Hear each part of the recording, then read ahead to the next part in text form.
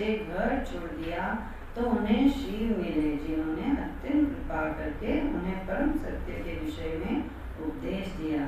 प्राचीन बलि के सभी पुत्रों ने उनके उपदेशों को अत्यंत सावधानी तथा मनोयोग से जपते तथा पूजा करते हुए उनके विषय में ध्यान किया। हरे कृष्ण। तो ये आज का जो अध्याय है वो है शिव द्वारा की गई स्तुति का गान। शिव जी स्तुति करना, रुद्रस प्रेयर होते हैं भागवत में, बहुत सारे स्तुतियाँ हैं। Kunti's prayer, Rudra's prayer, Nagapatni prayer, Dhruva's prayer, Prahlad prayer, ऐसे बहुत सारे प्रेयर्स हैं।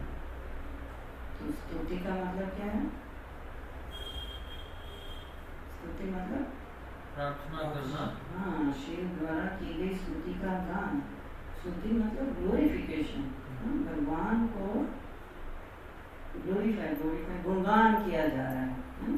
तो शिव जी द्वारा गुणगान, जो इतने एक्सॉल्टेड वैष्णव है, तो वो भगवान का गुणगान करेंगे। चैप्टर का नाम है, वो आगे आएगा। फिलहाल उसका बैकग्राउंड बता रहे हैं कि किसको ये वो बता रहे हैं, किसको बता रहे हैं। प्रचीनाभरित के सभी पुत्रों ने तपस्या करने हेतु उपदेश से घर छोड़ा, घर छोड़ दिया। तो प्रचीनाभरित कौन है?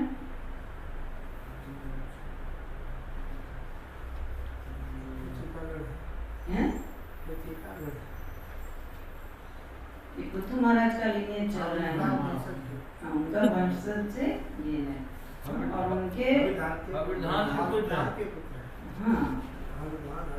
मतलब उन्हीं के लिनियज में आगे वो परंपरा में बता रहे हैं कि पुत्र प्रचीनाभरित, बहुत सारे उनके बच्चे, उसमें से वो एक प्रचीनाभरित है।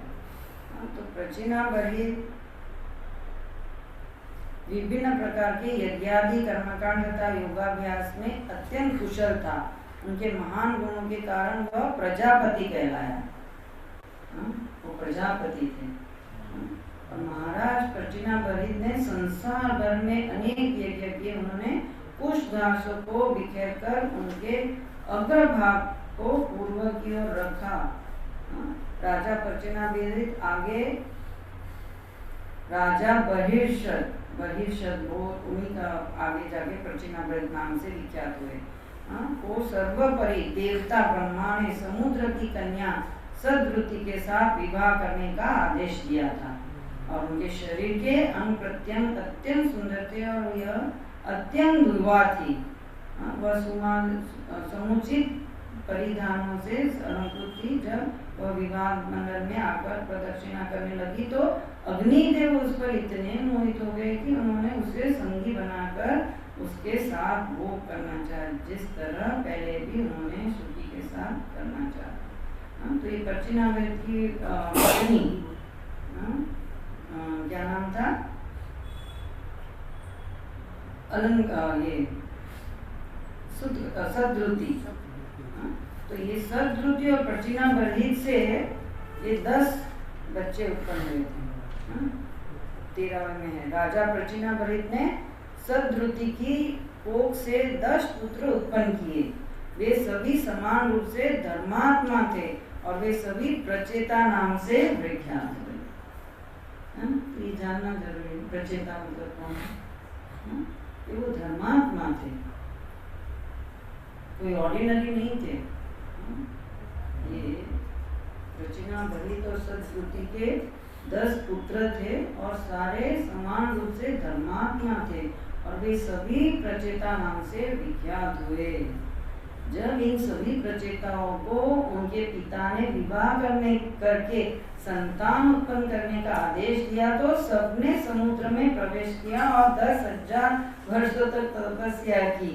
इस प्रकार उन्होंने समस्त तपस्या के स्वामी पूर्ण पुरुषोत्तम भगवान की उपासना की। तो ये 10 बच्चों को उनके पिता ने आदेश दिया कि आप विवाह करके संसार बसाइए। लेकिन क्या किया इन्होंने? क्योंकि ये तो धर्मात्माएं थे, उनको तो ये सब नहीं करना था। उनको भगवान की भक्ति करनी है। धर्मात्माएं आत्माओं में भी उत्तम, तो ऑलरेडी वो भक्त थे और जानते थे कि विवाह करके फिर ये जंजाल में पड़ेंगे, तो उनको ये सब नहीं चाहिए था। जैसे 4 कुमार भी ब्रह्मा के, उनको भी तो यही ब्रह्मा जी ने आदेश दिया, लेकिन वो भी नहीं उन्होंने स्वीकारा। उनको भी बोलते हैं हमें तो ब्रह्मचारी ही रहना है, ये संसारिक जीवन नहीं चाहिए। तो उनको भी रास्ते में कौन नारद मुनि ने उपदेश दिया ना, सारों को ब्रह्मचारी बना दिया। तो ऐसे ये मनुष्य जन्म जो हमें मिला है, ये तपस्या के लिए मिला है, भगवान को प्राप्त करने के लिए। जैसे इन्होंने तो क्या किया, 10,000 वर्ष तक एकांतवास करने हेतु हिमालय पर्वत में चले जाते हैं, किंतु ऐसा लगता है कि एकांत से तपस्या करने हेतु प्रचिनाभरी के सभी पुत्र ने समुद्र की गहराई के भीतर प्रवेश कर दिया, क्योंकि वे 10,000 वर्षों तक तपस्या करते रहे। तो उन्होंने तो 10,000 वर्षों तक समुद्र के अंदर जाके तपस्या की। तो मनुष्य जन्म हकीकत में तपस्या करने के लिए। तो ये समुद्र में 10,000 साल कोई एंजॉय नहीं किया वहां भी उनको तकलीफ भी हुई होगी, है ना। तो भौतिक संसार में भी तो तकलीफ है, तो तकलीफ तो हमें सहना ही है, चाहे आध्यात्मिक हो या भौतिक। तो क्यों नहीं आध्यात्मिक तकलीफ को सहे? एटलीस्ट आध्यात्मिक तकलीफ सहने से भगवान की प्राप्ति हो सकेगी। तपस्या करने से, तपस्या भी क्यों करते हैं हम? भगवान को प्रसन्न करने, ना कि कोई हमारी कोई पर्सनल डिजायर है, कोई इच्छाएं पूरी करनी है हमें, वो तो वापस भौतिक हो गया। तो ये समझना है।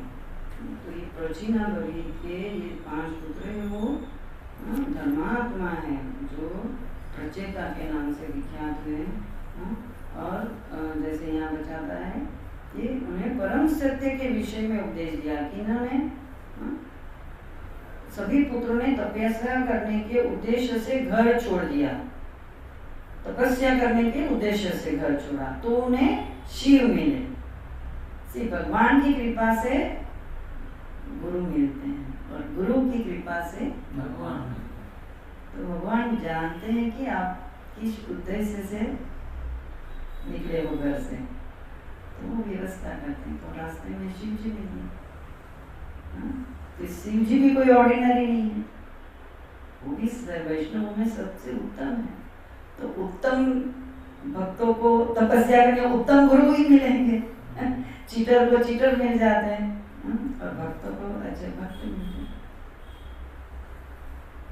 तो इसीलिए शिव जी जैसे मिल गए, तो ये कोई इंसिडेंस नहीं है, भगवान की व्यवस्था है कि आप जो उद्देश्य से अगर निकलोगे, आगे बढ़ोगे, तो भगवान है, व्यवस्था करते हैं। तो अगर आपकी सच्ची इच्छा है कि आपको गुरु चाहिए है, बनाने हैं, तो भगवान आपके हृदय में ही है। आपको गुरु सामने से ही प्रकट हो जाएंगे, ढूंढने नहीं निकलना पड़ेगा। प्रोवाइडेड आपकी कितनी फर्म डिजायर है, स्ट्रॉन्ग आपकी इच्छा होनी चाहिए कि हमें गुरु की आवश्यकता है। अभी इतने धर्मात्मा होने के बावजूद उनको गुरु की आवश्यकता पड़ी, हम तो कहाँ, कोई लेवल ही नहीं है हमारा, हमें क्या नहीं जरूरत है। क्योंकि आध्यात्म प्रगति करने के लिए हमें गाइडेंस चाहिए होगा, वो कौन देगा? जो ऑलरेडी कर रहे हैं ऐसे रियलाइज होगी तो देंगे, शुद्ध भक्त ही तो हमें गाइड करेंगे। लेकिन हमारी वो इच्छा होनी चाहिए। काफी लोग यही सोचते कि क्या गुरु की आवश्यकता है, हम भक्ति कर लेते हैं, हम भक्ति करेंगे जैसे बताया है शास्त्र में, लेकिन नहीं, उसकी हायर लेवल में अगर आपको पहुंचना है, अगर आपको टॉप मोस्ट उसमें सक्सेस प्राप्त करना है, तो ऐसे टीचर की आवश्यकता पड़ेगी। इवन भौतिक जगत में भी अगर आपको मास्टर बनना है तो कोई मास्टर से आपको सीखना होगा। जिसने उसने मास्टरी की है वो आपको टॉपमोस्ट लेवल की ट्रेनिंग दे सकता है कि नहीं? तो उन्हें अत्यंत कृपा करके उन्हें परम सत्य के विषय में उपदेश दिया। ये भी कृपा गुरु की कृपा से ही भगवान मिलेंगे और भगवान की कृपा से गुरु मिलते हैं। तो ये सब भगवान की व्यवस्था। प्रचिनावली के सभी पुत्रों ने उनके उपदेशों को अत्यंत सावधानी तथा मनोयोग से जपते तथा पूजा करते हुए उनके विषय में ध्यान किया। हरि बोल। गुरु उपदेश तो देंगे लेकिन फिर क्या? शिष्य को क्या करना होगा? इन्होंने क्या किया? प्रचेताओं ने उनके उपदेश को अत्यंत सावधानी बहुत ध्यान से मनोयोग से उस पर मेडिटेट करना है कि क्या गुरु के उपदेश है। जपते तथा पूजा करते हुए उसको ही अपना जीवन का उद्देश्य मान लेना है जो गुरु ने हमें उपदेश दिया। उनके विषय में ध्यान किया। ऐसे नहीं बस गुरु बना लिया और फिर हम हमारी मनमानी करेंगे। गुरु ने हमें क्या उपदेश दिए हैं अगर वो नहीं फॉलो करते तो कोई गुरु बनाने का मतलब भी नहीं होगा। आप जिस उद्देश्य से गुरु स्वीकार कर रहे हो कि अध्यात्म में आपको प्रगति करनी है, अगर वो आपको गाइड कर रहे हैं नहीं करोगे तो कहाँ प्रगति होगी? डॉक्टर के पास बीमारी है तो जाते हैं, डॉक्टर आपको दवाई देंगे, वो जैसे आपको इंस्ट्रक्ट करेगा उस तरीके से आप दवाई नहीं लोगे तो बीमारी कैसे अच्छी होगी? आप अपनी मनमानी से करें, हमें तो पता है हम ऐसे ही लेंगे। डॉक्टर ने बोला है कि ये गोली आपको चूसनी है, आप चूसोगे नहीं उसको गलत कर जाओगे, गोली ही तो है, वो इफेक्ट नहीं आएगा। जैसे बताया वैसे करना होगा तभी वो बीमारी अच्छे से होगी। तो इंस्ट्रक्शन को ध्यान से सुनना है और फिर उसको फॉलो करना है। दिन में 3 बार बोलिए तो 3 बार ही लेनी है गोली। 1 महीने खाने बोलिए तो 1 महीने ही लगानी है। ऐसे नहीं थोड़ा सा ठीक लगा तो बीच में ही छोड़ दिया या भी तो अच्छा हो गया, फिर वो वापस आएगी नहीं तो बीमारी। तो इसलिए पहले इंस्ट्रक्शन को सुनो, उस पर ध्यान करो और उसी को मन में बिठा के उसको फॉलो करो। क्योंकि गुरु जानता है आपको, डॉक्टर जानता है आपकी बीमारी, वो उसी के अनुसार आपको दवा दे देगा, नहीं तो इंजेक्शन भी दे सकता है। लेकिन आपकी लेवल उसको पता है, तो गुरु जानता है आप आध्यात्म में कहाँ हो, आपको कितनी आवश्यकता पड़ेगी, उसी के अनुसार आपको वो उपदेश देते हैं। इसलिए गुरु को कोई क्या बोलते हैं, उनको मिसअंडरस्टैंड नहीं करना चाहिए कि गुरु को शायद नहीं पता है, मैं तो इतना जानता हूँ। वो कभी अच्छा शिष्य बन ही नहीं सकेगा जो अपने आप को ज्ञानी समझता है। हम तो यही बोलते हैं ओम अज्ञानतिमिरान्धस्य ज्ञानांजन शलाकया। हम तो अज्ञानी है, अंधकार में है, आप हमें ज्ञान के उद्देश्य से प्रकाश दीजिए। तो जब भी हम खाली घड़ा लेकर जाएंगे तभी वो जाएगा ना अंदर। भरा हुआ घड़ा लेकर जाओगे तो वो ओवरफ्लो हो जाएगा। गुरु के सामने अज्ञान बन के जाने के हमें कुछ नहीं पता, हमें उपदेश दीजिए, सरेंडर कर देना है जैसे अर्जुन ने किया।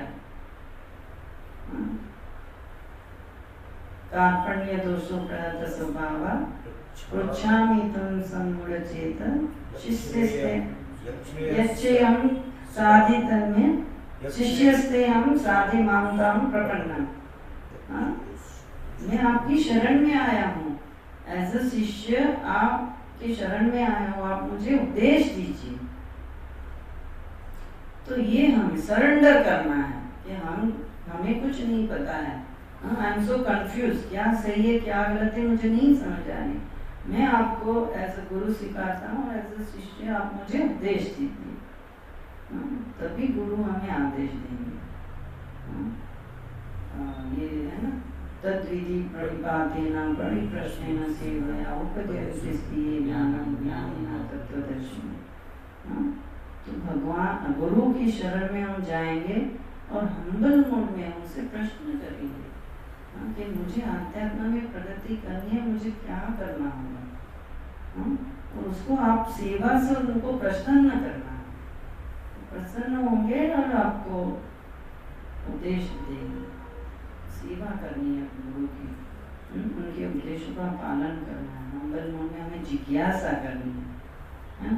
गुरु की आवश्यकता कभी पड़ती है जब हमें आध्यात्म में प्रगति करनी है, ऐसे फैशन के तौर पे नहीं कि ये सबके गुरु है तो मुझे भी गुरु बनाना है, कोई जरूरत नहीं है। अगर आपको यही भौतिक जगत में एंजॉय करना है तो गुरु क्यों चाहिए? ये कोई साधारण बात नहीं है गुरु बनाना, इससे सीखना। तो गुरु सिखाते हैं क्योंकि हमें आध्यात्म में प्रगति करना है। अपने मनमाने तरीके से हम नहीं प्रोग्रेस कर पाएंगे।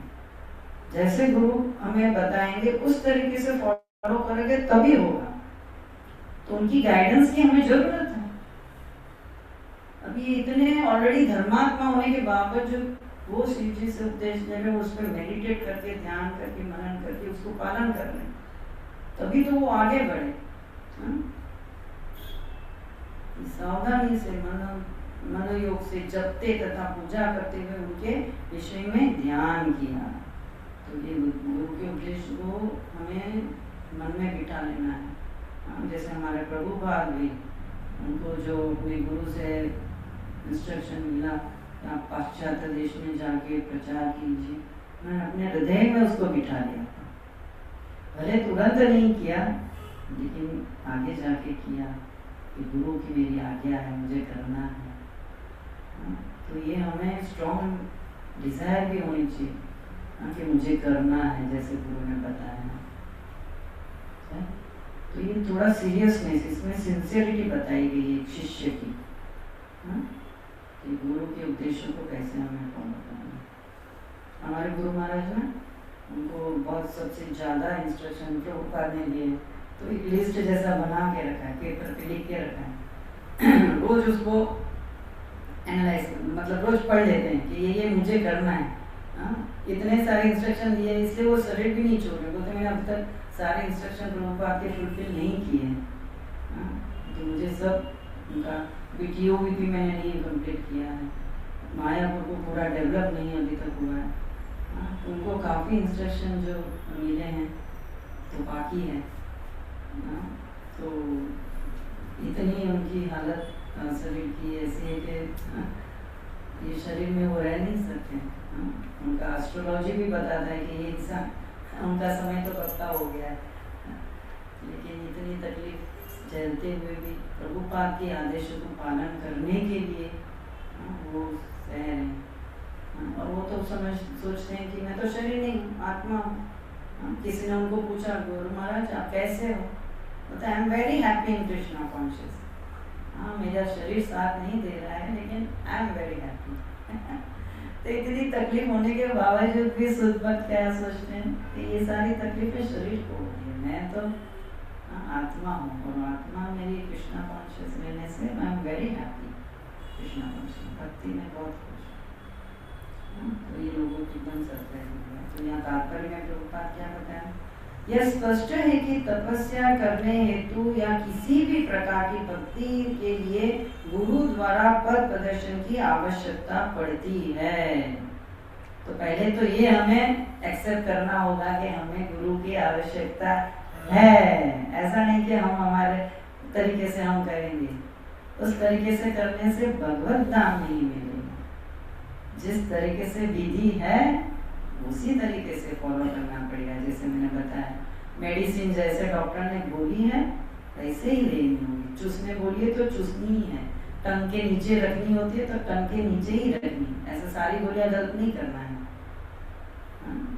तो वो गुरु जानता है कि बीमारी क्या है, उस तरीके से ही इंस्ट्रक्शन देता है। जनरल इंस्ट्रक्शन तो सबके लिए 16 माला 4 रेगुलर प्रिंसिपल, और लास्ट टाइम मैंने बताया था 4 रेगुलर प्रिंसिपल, मतलब हम सोचते हैं ऐसा ही नहीं है।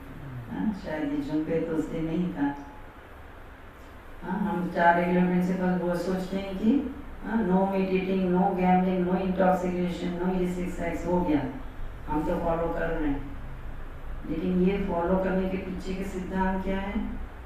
धर्म का पालन। हाँ, तो नो इलिसिट सेक्स बोले, नो, पहले तो नो मीट ईटिंग।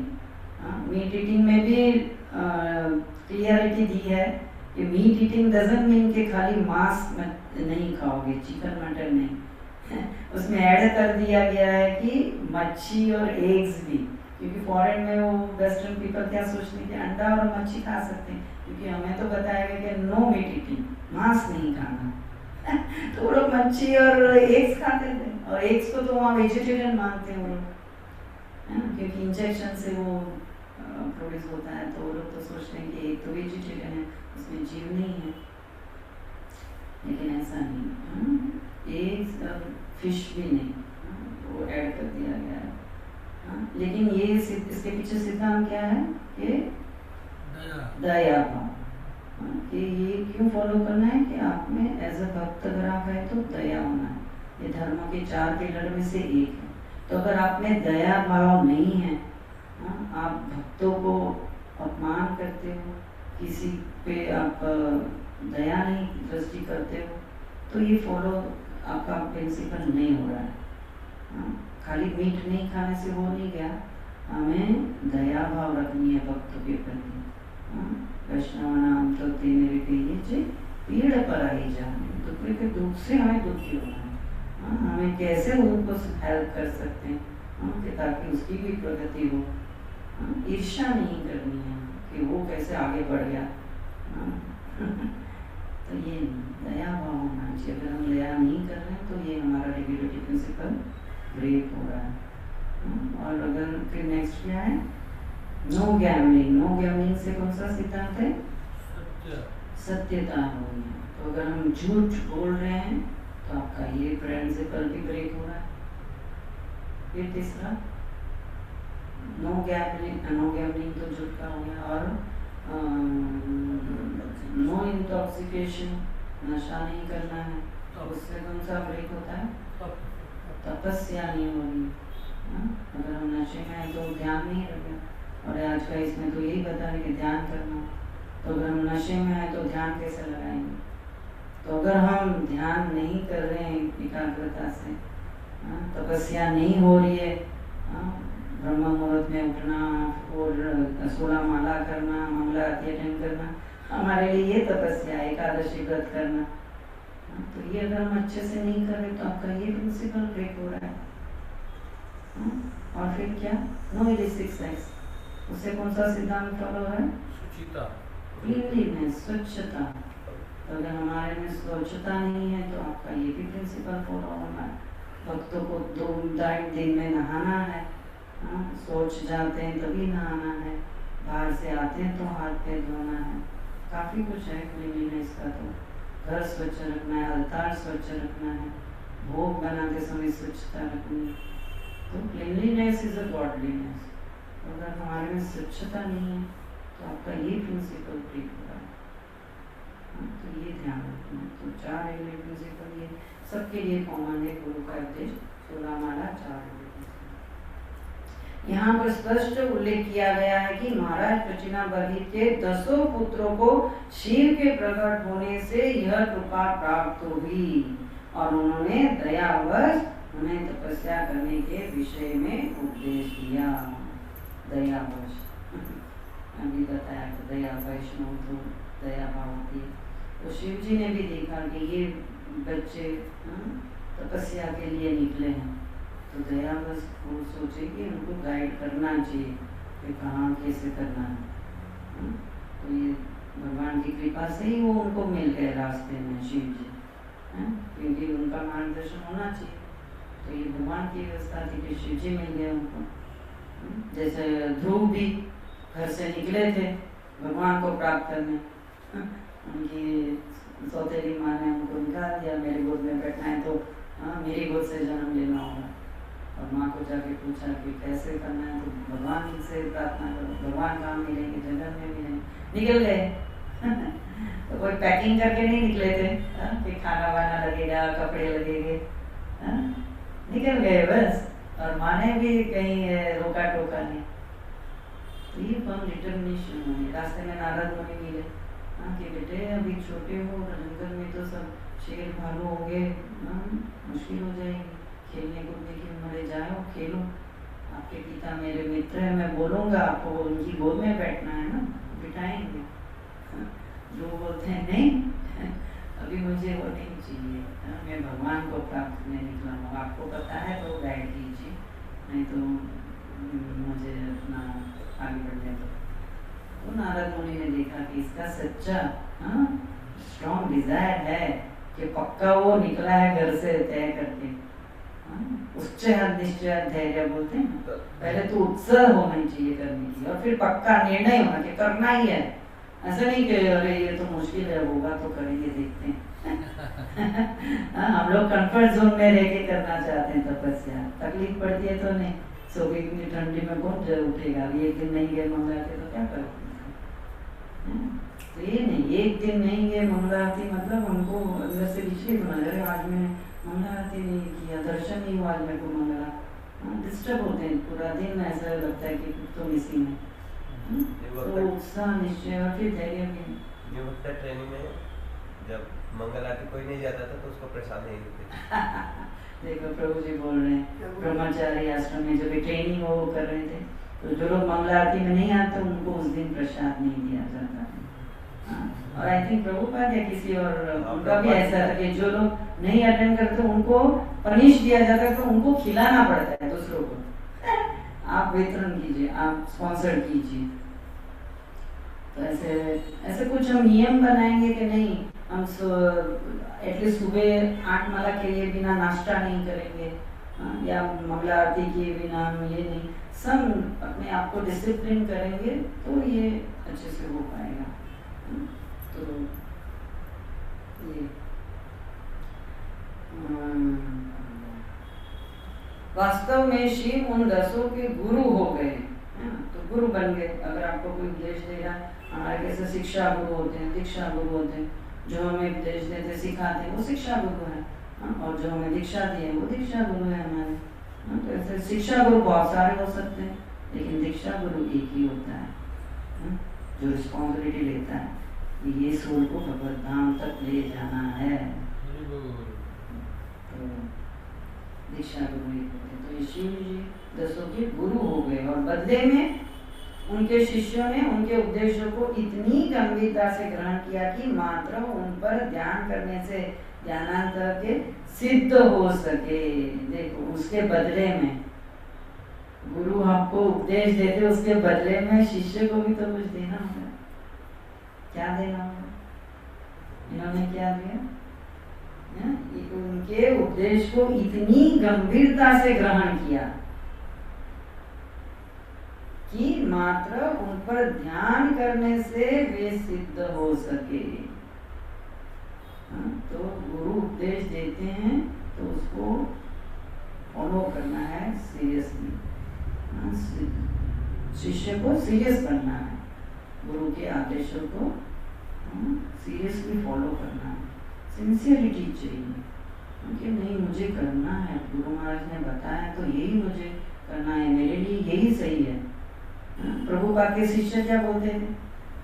उनको इतना प्रभुपाद पे फेथ था कि अगर प्रभुपाद उनको बोलेंगे कि ऊपर 10 माले से कूद जाओ, वो लोग आंख बंद करके कूद जाएंगे, क्योंकि प्रभुपाद ने बोला है, तो वही हमारे लिए कुछ अच्छा होगा उसमें। तो बिना सोचे कि बताया नहीं ऐसा, लेकिन एक डिसाइपल उनका बता रहे थे कि इतना उनको गुरु पे अपना प्रभुपाद पे विश्वास आ कि वो जो भी हम बताएंगे, जो भी हम वो कहेंगे हमारे भले के लिए ही वो होगा। तो वो ऊपर से कूदने के लिए भी बोलेंगे तो हम आँख बंद करके कूदने के लिए तैयार है, उतना उनको प्रभुपाद पे ये था।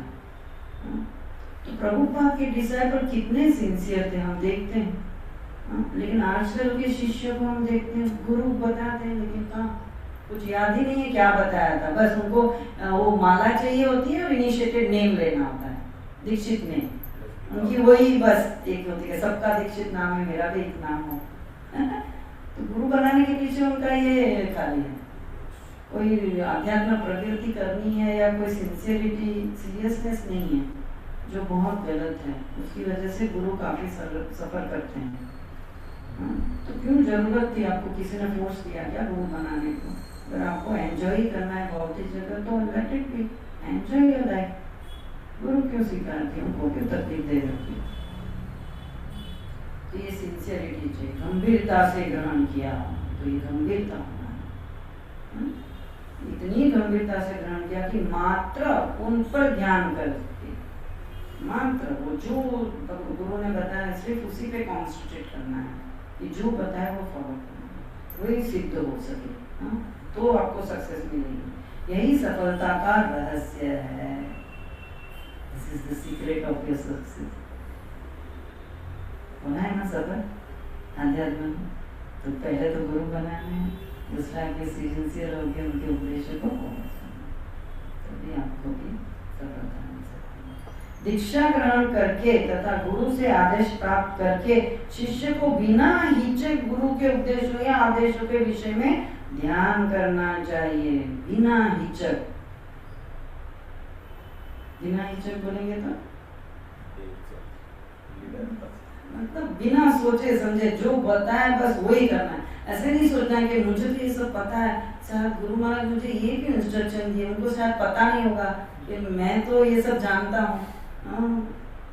मतलब हाँ, तो डाउट कभी करते हैं, ऐसा नहीं।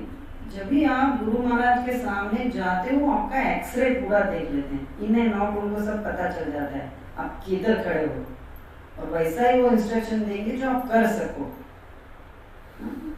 तो ये नहीं सोचना है कि मैं तो ये जानता हूँ गुरु महाराज ने ये क्यों मुझे, ऐसा नहीं। जो बताया है बस बेहिचक वही करना है। आदेश प्राप्त करके शिष्य को बिना हिचक गुरु के आदेशों का उपदेशों या आदेशों के विषय में ध्यान करना चाहिए और अपने आप को किसी अन्य वस्तु से विचलित नहीं होने देना चाहिए।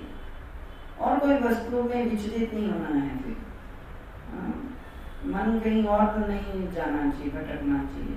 जो गुरु ने हमें आदेश दिया वो ही करना है, बिना सोचे समझे। जैसे मैंने बताया, प्रभुपाद बोलेंगे कि ऊपर से कूद जाओ तो कूद जाने का, आंख बंद करके।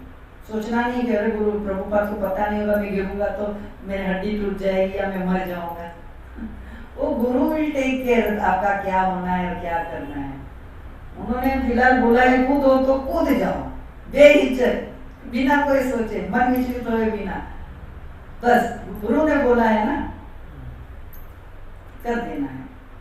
खुद ने बोला तो कूद जाओ, खुद ने ऐसा नहीं बोलते हैं। एक उदाहरण के इतना सीरियसनेस होना चाहिए। श्री विश्वनाथ चक्रवर्ती ठाकुर का भी यह मत है। देखो ये बड़े आचार्य हमारे विश्वनाथ, वो भी यही बताते हैं, जिन्होंने श्रीमद् भगवत गीता के 2.41 एक श्लोक व्यवसायत्मका बुद्धि गुरु नंदेना, व्यवसायत्मका बुद्धि, हमारी बुद्धि व्यवसायिक मतलब भगवान में लगनी चाहिए। बुद्धि रेखा गुरु नंदना, एक ना बुद्धि हमारी एक ही डायरेक्शन में चलनी है, जो हमें गुरु ने बताया है उसी के आदेश को फॉलो करना है। व्यवसायिक का बुद्धि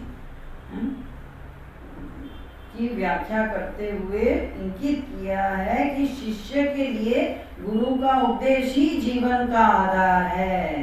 यही एक गुरु नंदना, व्यवसायिक बुद्धि। अपनी बुद्धि नहीं लगानी है, ब्लाइंडली फॉलो करना है, उसको व्यवसायिक बुद्धि करना। जीवन का वो आधार बना देना है कि यही मेरे लिए सही है जो गुरु ने बोला।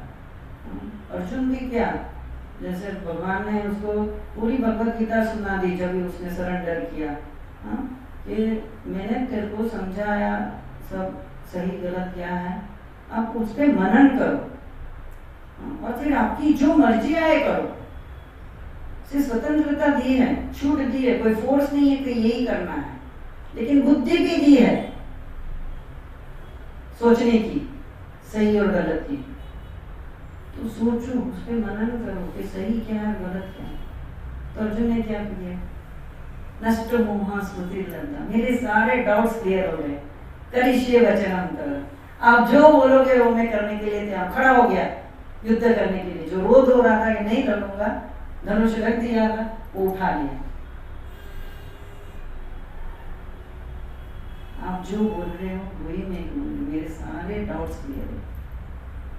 तो मन में कुछ डाउट नहीं रखना है। अगर कुछ है भी शंका तो उसको गुरु से क्लियर आउट करना है, जिज्ञासा करनी है।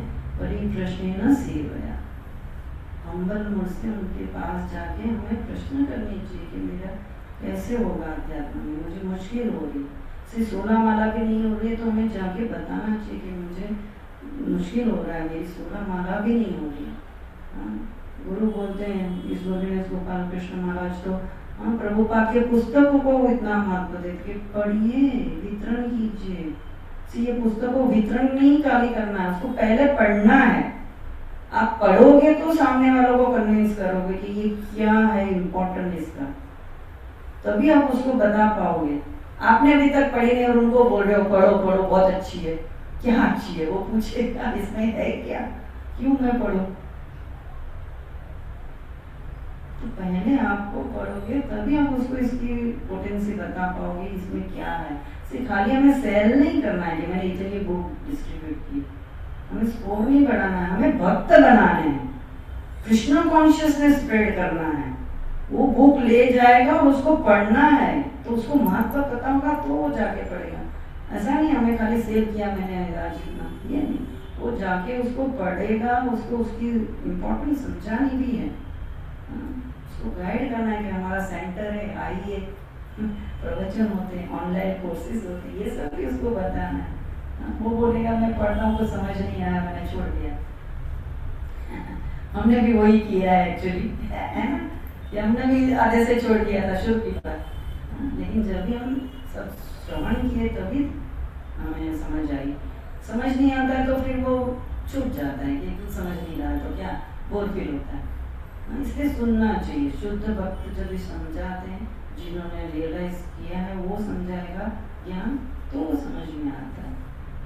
क्योंकि हमारी बुद्धि भौतिक होती है तो ये आध्यात्मिक ज्ञान जाता नहीं है दिमाग में, तो उसके ऊपर वो जो रस्ट लग गया उसको पहले क्लीन करना पड़ता है, तो तभी वो समझता है। इसलिए वो हमें खुद पढ़ेंगे तो नहीं समझता है, लेकिन कोई भक्त समझाते हैं तभी वो अच्छे से क्लियर आउट होता है, क्योंकि वो उदाहरण से और कोई शास्त्रों को कोट करके बताते हैं। तो श्री शिष्य भगवान के धाम जा रहा है या नहीं, शिष्य श्री भगवान के धाम जा रहा है या नहीं, उसकी उसे परवाह नहीं करनी चाहिए। हमें वो नहीं, हमारा वो, आपको बस एग्जाम देना है, रिजल्ट आपके हाथ में नहीं है। गुरु ने आपको जो बताया वो फॉलो करो, भगवान धाम जाना नहीं जाना वो उनकी रिस्पॉन्सिबिलिटी है।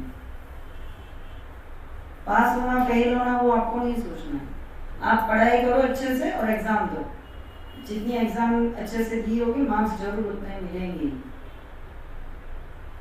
तो गुरु के आदेश का पालन अच्छे से किया है तो गुरु जरूर आपको भगवत धाम ले जाएंगे। उन्होंने आपकी रिस्पॉन्सिबिलिटी दी है तो ये उनकी रिस्पॉन्सिबिलिटी, उनको सोचने दो।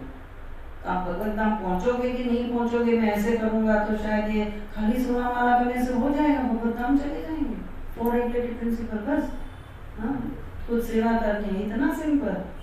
हमें डाउट आता है, नहीं कुछ और भी करेंगे, इसको करेंगे वो करेंगे। ये आपकी सोचने की जरूरत नहीं है। आप बस इंस्ट्रक्शन को सिंसियरली सीरियसली फॉलो करो, बाकी ये गुरु की रिस्पॉन्सिबिलिटी है आपको भगवत धाम ले जाना। तो ये शिष्य को सोचने में नहीं है।